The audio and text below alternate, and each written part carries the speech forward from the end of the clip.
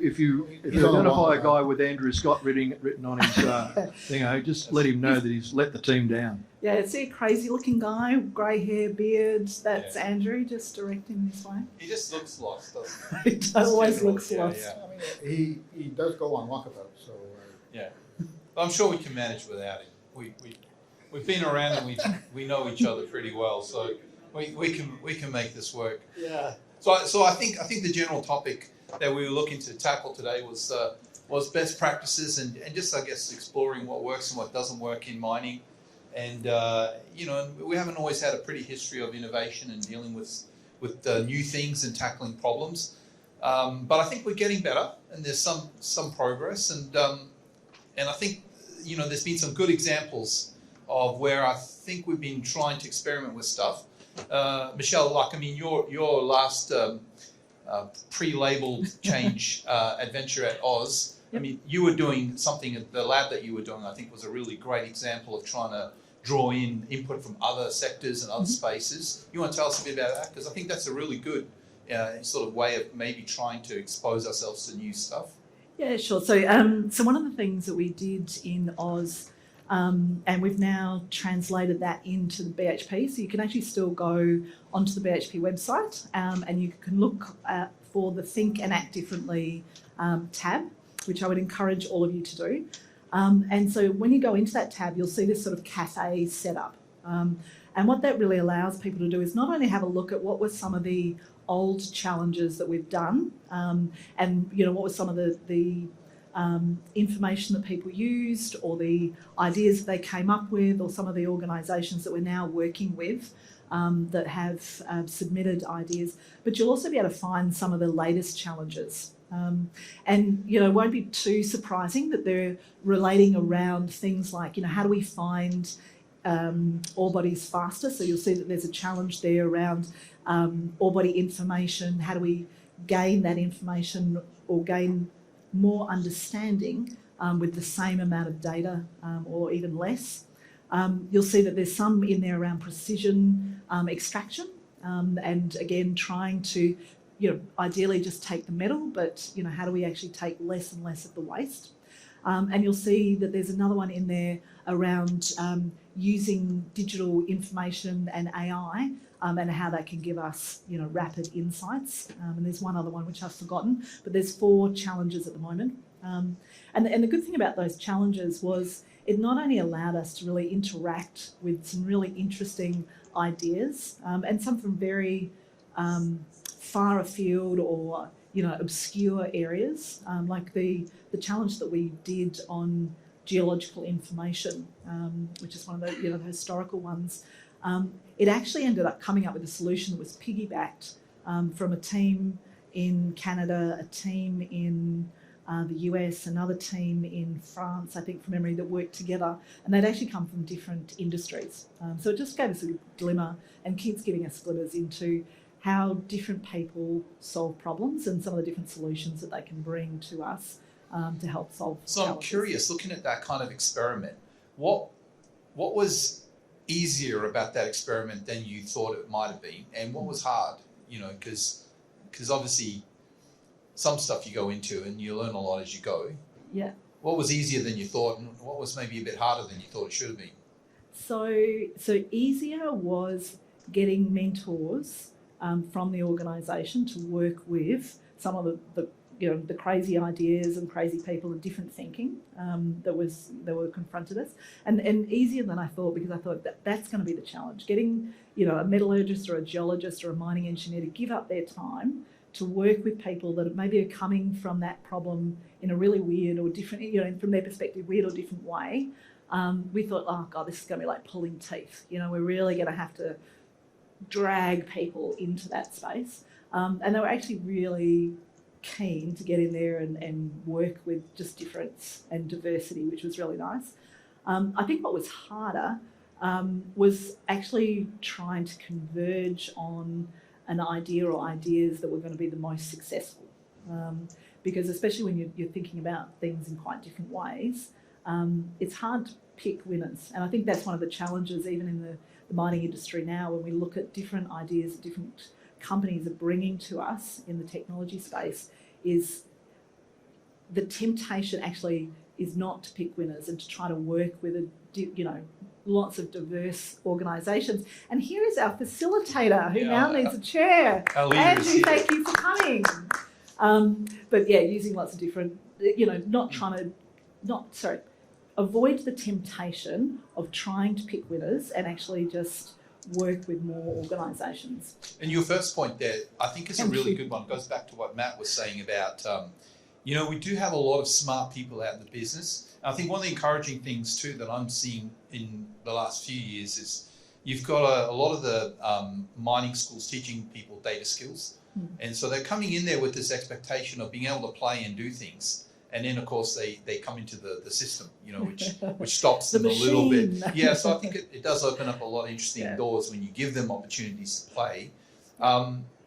Before I hand over to Andrew, just because you'll be better at this than me, but I do have another question. So I guess Cal that has was some amazing young people working in yeah, this but like your effort was a really interesting one in what was kind of a smaller entity. Now it's going into a bigger thing, so it'll be interesting to see how that goes. But I mean, from your experience in a bigger entity, tech was obviously is obviously a very large space with a lot of stuff going on, and then trying to inject innovation into something like that. I mean, what were the challenges for you, Cal? I think there were probably two eras, and during that first era, we worked with very small companies purposefully, like Winco, and really spawned them, and actually made them world-class companies that are now operating globally. And the good thing about that is that they're not tech-centric at all. They weren't spun off, but they were always strong enough to maintain a stance in the industry on their own, and then be able to globally become an open FMS system. And another one was MindSense. MindSense was you're putting a sensor on the bucket. The bucket is the most abrasive. The most challenging part in the mining area, where you would put a sensitive instrument that has that's radiation based, and yet over time and over 2 or 3 years working with the operations, MindSense has become a very robust company that now has a fairly large customer base, and I think that those kinds of successes really speak to spawning and then nurturing companies out there that have futures and that are actually very useful to the industry. Counterpoint. Well, another one is Google. We sent five of our brightest programmers to Google school for 5 weeks, and everybody in the operations area said, "Well, that's just nuts." Well, they'll never come back. They'll never come back. They'll be so, but they were so enthused, and they built some of the most unique and unique applications that tech saw, and actually that spawned the next Race 21 effort, which is a whole other story. That we can have a very long conversation about that. So I think that there are things that you can do that are incredibly effective in the industry and that actually allow new companies to grow. And how about you, Mark? I was going to say, Cal, going back to the previous point with Shell, I remember meeting 2 of your guys in 2019 in Montreal or Vancouver somewhere, who were working on the mine sensing, and you would not find 2 more excited dudes about the work they were doing, on mining buckets, and you sort of think, it sounds very exciting, fellas, and they were super tuned in about it because it was, it was innovation, it was trying something a bit different, a bit difficult, and they were super engaged. And again, the testament to the fact that I think part of this stuff is really looking to tap into the people we've already got out there. I think sometimes we forget that we've got quite a tuned in, motivated workforce who are quite keen, sometimes very smart, and we just don't tap into that.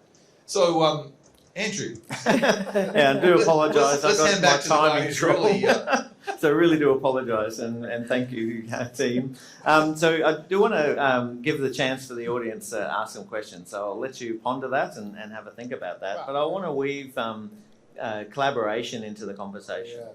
Because I think things have changed, Cal. I'm sure you agree, and Michelle, you've been at the pointy end of this in terms of trying to stimulate greater amount of collaboration. So just some key learnings on what's happened, how's it's changing, and what do you see the future holding for collaborative work in this space of adapting new technologies, new methods, new ways of working. Who wants to tackle that one? Well, look, I'll kick off. I mean, I think my simple view, and I've had this for a number of years, I spruik it now and then, is that, you know, I think there's three truths that are really important for us to remember in mining. One is no business on its own is going to solve all our problems. And we're not a big business, so we recognize that immediately. We're not one of the businesses that are going to solve every problem that we have in mining. So that's a really important thing. The second thing that's really important truth, I think, is that mining is not actually a large industry. We think we are, but if you measure us against, say, construction, we're minuscule. So what that means is, you know, we really got to actually sort of think about how we leverage each other, because we're living in a fairly small ecosystem. And the third one is, you know, and I take the point earlier about innovation, but I think largely mining companies themselves it's not their main knitting to be going out and doing stacks of heavy duty innovation. It's actually quite difficult in our own systems to sometimes get the funding and all that. But our vendor ecosystem, I mean, that's their main game. They're out there trying to make better products and do cool things to sell us stuff that actually does solve a problem in a better way. And I think those three truths really mean that we have to collaborate. And so as a business, we've always had that as a priority, that we kind of need to look around, we need to talk to peers. It's one of the key reasons we connected in so deeply with GenG, was because we felt we wanted a forum where we could, you know, make a call to someone in another space, ask some questions and get some real answers. And then all that comes out of relationships and connecting with people and doing some time with them, as opposed to making a call to, you know, somebody in some mining company no one picks up, or an inherent distrust over why someone's asking you questions. I think so. Those collaborative forums are really important, and so for us, yeah, I mean, collaboration's been key, because we definitely recognise we're not a space that's going to be able to throw a lot of money at certain types of problems, or even have the bandwidth to solve them. So that connection with others is crucial. I think Mark, you hit upon, and of course, Michelle, you've lived this, and Andrew, you've lived it as well. Living it. You know, collaboration is a big word. It's got many syllables, and so the real issue here is that the mining companies don't actually collaborate very well, and that's a real problem for the industry, because every single mining company does the same thing with their, for example, battery haul. They'll have 15 programs out there in the larger mining companies doing exactly the same thing, and we saw that at the Tucson Electrification Conference. And they're, because they're so tightly holding a lot of the information that isn't competitively useful, you know, that we waste a lot of energy and money doing that type of work. And if we even collaborated reasonably well in these areas, and GMG is one of the forums where there is very good collaboration going on in almost all of these areas, that, you know, we could really make some significant progress on GHGs and significant progress on ESG. Now that may be a little bit of a rant. That's as far as Canadian rants go. They're very polite. Yeah, look, so I think for me, collaboration, I absolutely agree. Yes, we have to collaborate. We are a small industry. Whole industry is $2 trillion. That's about the last market cap of, you know, Facebook and Google and Amazon and those sorts of companies. So, and we've got really big problems to solve really quickly. I think that's the other piece of mining's truth is, you know, there is a lot of pressure on us as an industry to not only be at the forefront of decarbonisation by providing the minerals, but also be at the forefront of decarbonisation by, you know, decarbonising. And, you know, because we are the sorts of, heavy industry and hard industries, to do that quickly is really, really tough. And there are lots of problems that we have to solve. And, you know, I'm now part of the world's biggest mining company. Is that what they still call themselves? We still call ourselves. But, you know, we cannot solve all of those problems, you know, by ourselves. We have to work with others.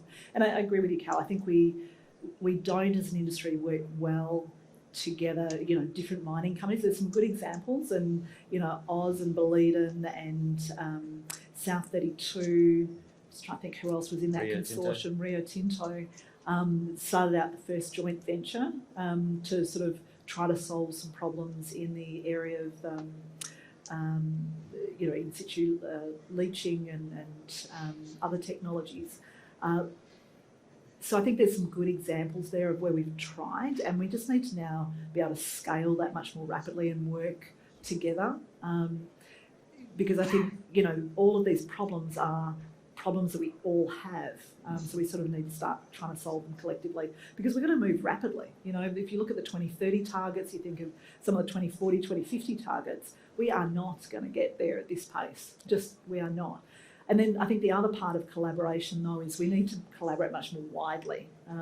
So, you know, the dealing with the other mining companies piece is us rethinking how we think about competition, because that's often the flag that gets put up. Yep. We go, oh, we can't, you know, work with that person because they're our competitor, or, you know, there's competitive reasons why.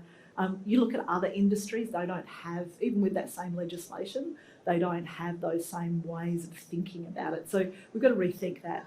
And then I think this wider thing, you know, one of the realities of our industry is we've got to attract more young people to come into our industry and solve problems. We've got to attract more investment. You know, like there's something like about $1 trillion worth of investment that has to come into our industry if we're going to capitalise. So, you know, how do we therefore work with, you know, governments? We work with the investment community. We work with some of the others, you know, our traditional owners, etc., to start attracting some of that interest, some of that you know, problem solving into our industry. And so what does that mean for us, other than having to rethink how we think about competition? It means it's going to make our business on one level more complex, because we've now got all of these different groups we're going to actually have to collaborate with, rather than just have a, you know, a relationship or a passing sort of knowledge of. But it's creating that social complexity in order to create simplicity in our actual sort of technical scope and our you know, our business models and things like that. So I think, you know, there's a lot of challenges that we've got to face, and we need to do that quickly to rethink how we have those relationships and we create that collaboration. Yeah, excellent. That's good to hear. Totally agree. Any questions from the audience? There's got to be something, and I'll grab the mic. Can I grab one of the mics? Andrew's got to abandon us again. Yes, here we He's go.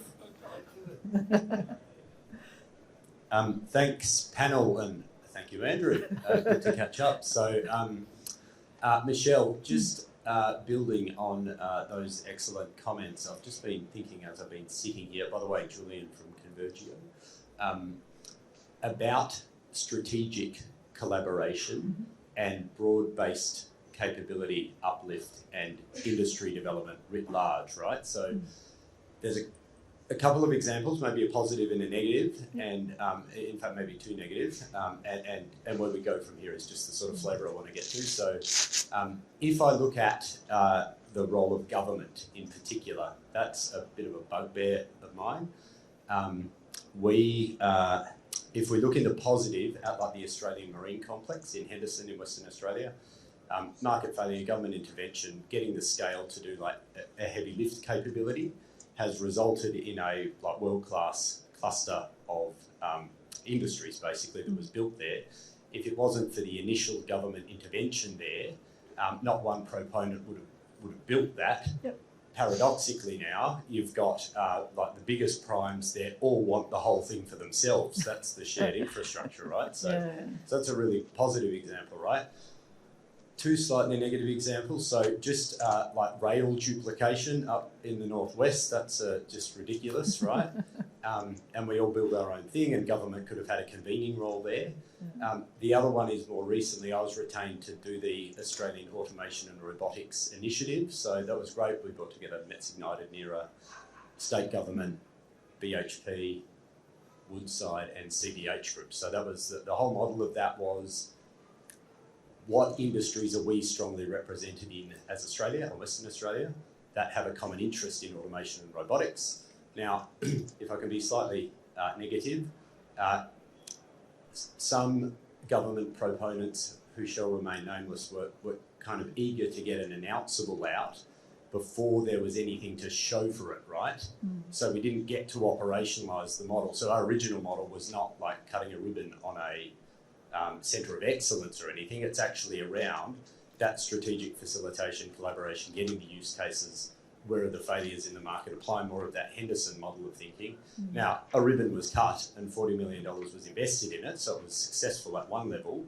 But I think if I look at these bigger challenges coming down the pike now, which is decarbonisation, electrification, like Australia is so well positioned for that, but I worry that it's going to be more of the same, and that's short-sightedness. So anyway, just anyone's reflections on that and what we do, does industry just go for it? Yeah, I mean, if I pick up on a couple of those things, I think, you know, in our industry, collaboration with government is fundamental, and vice versa. You know, obvious, but, you know, natural resources, we're using the resource of the country. I think there's plenty of things that we can learn from those examples, both positive and negative, in terms of, you know, how did that clustering really work? Was it so successful? You know, what was the signalling that the government was able to create? What was the, you know, the role of them to sort of bring parties together? Because, you know, I think you make a good point. Governments are very good at convening. They're very good at, you know, market signalling to some extent. They're good at, you know, taking out some of the structural problems that might be occurring between, you know, different parts of different industries. So I think there's some, you know, great things that you know, governments can do to work with industries like ours and be really helpful. I think that again, though, one of the collaboration things that we need to get our head around if we're going to do this rapidly is how do we all learn from things that have gone well and not so well. So, you know, there was a great question in a discussion I was in today around, and it was a question to an Australian government person, not that it needed to be, it could have been any government person, but, you know, they were asked basically who in the world, which government in the world is really doing a good job on fast-tracking infrastructure or, you know, creating innovation or whatever. And how are you looking at them, working with them, learning from them? And I just thought it was a really interesting question because I think, you know, even to ourselves when we think about how do we bring the best of the best together, so now I'm talking broader than just, you know, government and the industry, but and how do we really grab those successful, you know, spots in the world and bring them together to accelerate stuff. There was a really good panel session earlier today in the plenary area where Mark Kudafani, was a fellow from the CBA and others, and I think that's worth looking at, you know, and they were talking about things like, you know, really we need to have some alignment of policies and funding around both state, federal, and even international around these things and some agreements around what we're trying to achieve globally. But that's very difficult, and obviously every jurisdiction has their priorities and other things. So I guess that does make the governmental layer of the cake quite a difficult one.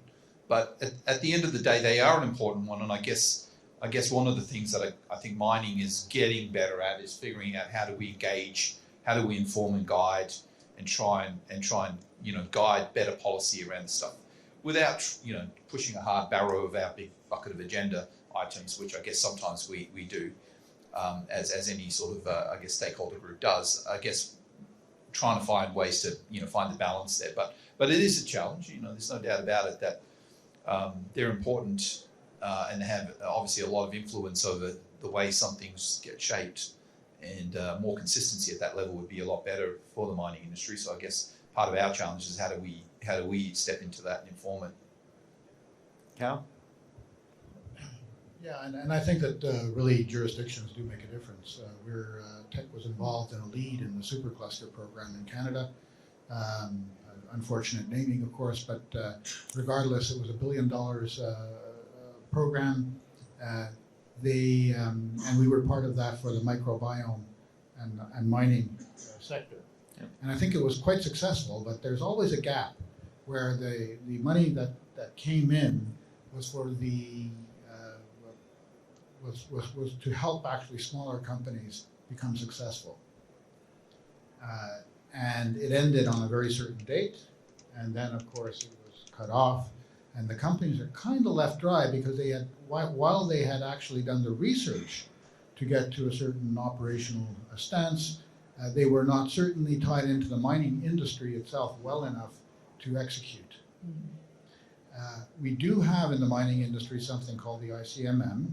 They are the 29 or 28 largest companies, frankly, in the world. They have enormous resources and clout, and they could actually create agendas that are government changing or government, shall we say, directing, not directing, but actually influencing at least. And I think that that hasn't actually happened very successfully. They are the only such body because they are governed by, by the executives of this industry, and that's unfortunate. It's unfortunate on many levels because I think that the governments themselves are actually retrenching. In other words, in Britain, it's no longer 2030, it's 2035. The Germans have stepped back from heat pumps, and that's because the governments have a really hard time balancing quality of life of people, the cost to the individual, and the need to look more than 1 year into the future or to the next election. And when those things happen, the cycles change, and those cycles are actually very much reflected in the way that mining companies are governed as well. CEOs change, and mining companies sort of have a change of direction, and then a lot of the work that's done is sort of abandoned. And that's a very unfortunate cycle, and we can't afford that cycle now. We just can't. Don't have time. Alan. Very unusual to have the chair of the session ask a question, but I can't let it go by. I do want to come back to this question of collaboration. And let me preface this by saying that I'm Chairman Emeritus of FAusIMM, and FAusIMM has got over 700 members of the met sector. The consolidated revenue of that organisation is about 96 billion, or 2.2% of Australia's GDP. These people make their living out of supplying the technological answers to the mining industry. Now, I agree that we've made a lot of progress in the collaboration debate, and we are working hard and we're getting better, but we ain't there yet, and we're a bloody long way away from it. If you ask any of the folks out there, the thing that they come up against the most, it's the collaboration and the partnering. Partnering, that's a key word. I heard the word vendor used in 3 presentations this week. I didn't hear the word partner mentioned once. It's a big difference. So the question of collaboration is a big one. It's a vexing one. And there is no simple answer. But let me just throw this on the table. FAusIMM facilitated a working group that looked at the electrification of mining trucks. And it got 3 mining partners in the first instance. It was called the Charge On Challenge. You can see it on the website. We got BHP, Rio Tinto and Vale. Why did we get Vale? Because they move a lot of iron ore. We could have had CITIC. We could have had, and in fact, we ended up with about 20 odd companies. And it didn't provide an ultimate solution, but what it did was facilitate a dialogue as to how do we solve a common problem that's facing the industry. Now, can I put on the table that I think there's a role for organisations like yours and ICCM, I take that point very well, to actually find a way to try and facilitate better collaboration around critical issues that are facing the industry. I remember, you're right what you're saying, Michelle. We have got a big challenge in front of us. If we're going to meet the critical minerals challenge, and that's what it is, we're going to have to collaborate and get better at it. But there's a role for organisations that represent the mining side of the equation to try and find a way to get this collaboration far more engaged than it has been. Yeah. No, I agree. I mean, a couple of things I'll pick up on that. One, I think you're absolutely right. I think generally speaking, the mining industry is not good at partnering,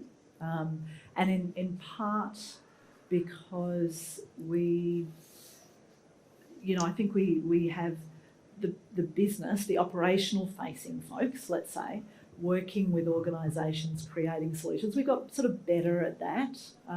Still a bit clunky and still need to broaden that out and, you know, be able to do that with multiple organisations in a consortium type thing.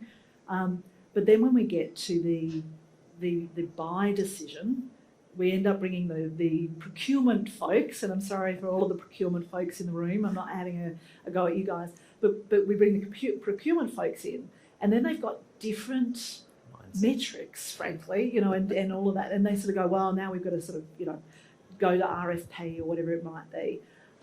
So I think we haven't worked out yet what our governance framework is going to look like, because, you know, I get it, we shouldn't, you know, have inappropriate processes for purchasing goods and, you know, distributing money and all that sort of stuff. But, you know, I don't think we've made that link yet, and we need to really think about that just as much as often our supplier partners need to think about IP sharing, you know, IP creation, protection, or how all that works without it being a problem. So I think that's the one piece. And then I think the other bit around, you know, again, how do we do this at speed, and why do we have all of these fantastic solutions and these great organisations, yet, you know, we still have this sort of drip feed into our actual operations or into our industry. And I think that's where we need to really rethink risk. And this is something I spoke to, you know, a board yesterday that will remain unnamed, but, you know, and I talk to a lot of different organisations all the time about, but, you know, we really have to think about risk, both in terms of the threats that we face and the opportunities, and in equal measure. You've got to balance those things out, because it's very easy to say why something will not work. Threats, you know, you can get rid of almost anything, but you will then lose the opportunity in doing that. And I'll give you a very silly example to some extent, but hopefully illustrative one. I used to be accountable for the cybersecurity threat, and, you know, and the opportunity of digital technologies. So that both those threat and opportunities. I could have extinguished one by basically taking away everybody's computers, pulling them on from the internet, and saying, paper and pencil, everybody, no cybersecurity threat anymore. You know, cyber crims, no, you know, you will not get us. But what is the opportunity I would have lost? Knowledge sharing, productivity, speed to solution, you know, all of that sort of stuff. So we have to think about these things much more in equal measure, and we don't as an industry. We bias around this threats thing. And Alan, I think you're dead right. I mean, as Michelle said, partnerships, we do find it hard, because like we find it hard. We want to pursue certain kinds of relationships with some of our vendors, and that, you know, that gets very difficult. And I think there's a lot of interesting things about mining companies, the way they look at how they manage some of these things. I mean, frankly, sometimes we're not even good employers, right? I mean, just wait for a good downturn and see what happens, you know. And that's an issue for us, right? We ride these cycles, and the way we make decisions aren't always really good and healthy and long-term focused. So I think that is something that we have to wrestle with, especially as we look at long-term problems where we need long-term solutions, and we do need actually long-term input into that. So I agree. I think that is a problem. I think there is a role, though, for organisations such as FAusIMM and others to operate as brokers in this sort of space, because the other big challenge that we're finding in the current scenario, at least I'm seeing a lot of, is that some of the best, most interesting solutions come from businesses, startups, people who are too small to dance with the elephant. You know, just trying to get onto our books as a vendor is like a near on impossible adventure. So that's very difficult for those solutions then to get surfaced to us. Now, we can experiment and play, but it's a difficult journey, and sometimes, you know, that's facilitated by those people getting connected in with others who are a bit bigger, or they get bought out by an OEM or something, and, you know, that's a different adventure. But I think there are some challenges there for us, because there are some inhibitors that we wrestle with, and you know, look, yes, we've got a long way to go with some of this. IP was another one for a long time. That was a kind of ecosystem crushing approach that a lot of mining companies have when they're dealing with people with good ideas, where we want to, you know, the way we structure these arrangements, just kill them, right? Why do that? But that's been traditionally a big challenge. Instead of being a bit more open about that and saying, go be free, make a good product, and just give me a good discount, you know, forever. Great deal, you know, for everybody. But instead we sort of have these other approaches that challenging. So look, I think there are issues that we have to keep working on, and some of this change, unfortunately, is a bit incremental. So be good to have a step kick in the pants occasionally, but I guess that's part of the journey here. Cal, any closing comments? Yeah, well, I think that GMG, given this is a GMG forum, has been a tremendous forum for collaboration and for spawning collaborative organizations like the Mines and Minerals ISAC, which is that cyber collaborative organization, where in fact information is shared, where threats are shared, and where real actual problems are solved. And it's those kinds of experiences, I think, that really make this a very fulfilling sort of endeavor. And it's all done with volunteers. And it's all done at the production level. And I think that, you know, that is just one of the most heartening things about the organization, is that it really does involve everybody in this room. It involves everybody in the industry. And, you know, I'm just terribly proud of the work that GMG has done. Yeah. And to their, to the leaders of GMG, past, present, and future. So. Excellent. Well, thank you, panel. Thank you, audience, for being here this afternoon. Round of applause.